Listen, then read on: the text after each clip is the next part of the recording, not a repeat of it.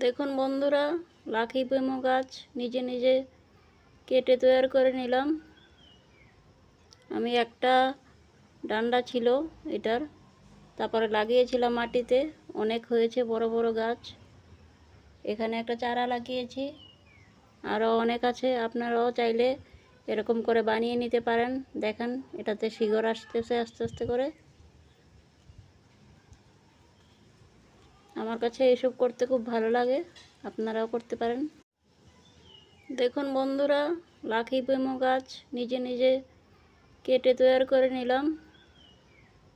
আমি একটা ডান্ডা ছিল এটার, তারপরে লাগিয়েছিলাম মাটিতে, অনেক হয়েছে বড় বড় গাছ।